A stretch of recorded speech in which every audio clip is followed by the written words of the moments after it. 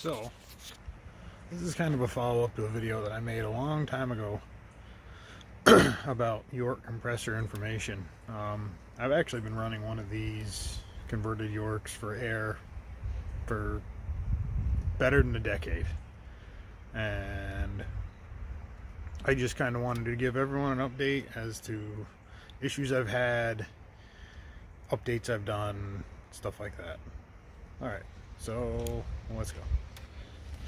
So, since the last video that I've done, I've changed engines, but the same compressor has followed. This is an F210. As you can tell, I've drilled and, well, I've actually tapped the fitting in the head pipe thread because this flange type fitting here broke off. So this has been working fine for years. As you can see, I have a pressure relief valve there. This is kind of a catch can. So you can see the centered vent there, comes from the crankcase. And then this one here is from the filter that's at the back of the truck in the tank. The only thing that I have to do to this is I need to get like a piece of stainless steel burl pad or something to put in here because the oil does splash and come out the vent on occasion, and then it gets down onto the exhaust and onto the hood and kind of makes a mess. But else than that, no real issue there. This fitting here, this is 5/16 fine thread at the base, and then it is 1/8 pipe at the top, so I don't have to drill and tap any more compressors.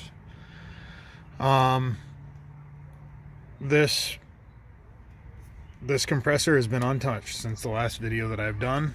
I haven't had to take it apart. I haven't had to fix it. It doesn't use any more oil than it did before. It just works well.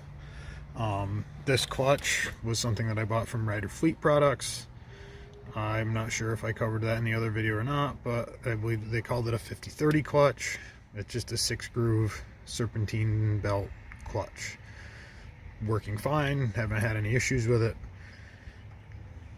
And if you're going to put one of these in a Ranger with a 4-liter like I did, I have this canted bracket.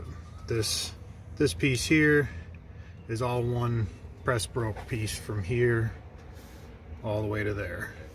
So, and it's all 1/4-inch plate, very, very stout. It's bolted. I don't think you can see it. It's bolted down there, and then at this side down here underneath of it you can see that it's got studs, and those studs are actually cut down exhaust studs for a 5/4 exhaust manifold. I had a bunch of them laying around and they were the right thread, so I used them. This hose here, I was using rubber hose that was just hose clamped on, and after a while it would get hot and pull apart. And this is a focus. This is a braided stainless steel line that was actually used when I got it. This is designed for the main line off of an air compressor in a heavy duty truck. It uses -8 AN fittings at each end, and I'm using that, and it's Teflon lined. It hasn't melted. It works great. Moving along, if you go down here, you can see that line comes into a check valve. I am going to be doing an unloader for the compressor head one of these days, and this will come into play. And then once it comes out of the check valve, it is 1/2 inch, I believe 1/2 inch, yes, 1/2 inch DOT nylon air line that runs along the frame.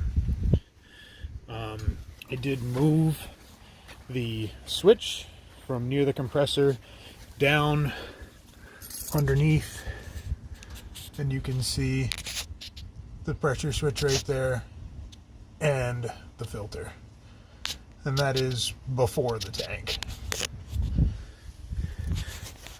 I have also added, instead of having hose clamped hose, this is just a DOT air brake hose for a heavy truck that would go from your frame to your brake chamber. a little bit nicer finish. You can get them in all sorts of different lengths, and they're pretty adaptable. I have added an additional tank and a new bracket setup to double my capacity, and that has worked well. You can see the air line running from one tank to the other. Maybe you can't because lens flare, and then that is the output. I will be teeing that fitting, and I will be running another airline, nylon airline, to the front, so I have another air chuck like this at the front. Now inside, this has changed slightly throughout the years too. I have added an actual solid mounted gauge instead of one off of a compressor. This is an 1.5 inch gauge. I think I bought it off eBay. And this switch here, that enables the clutch, so it's not running all the time. That's an air horn valve, and of course you've got to have air horns if you got a compressor. So any more questions, anything that you want to know, let me know. I'll make another video. All right, thanks.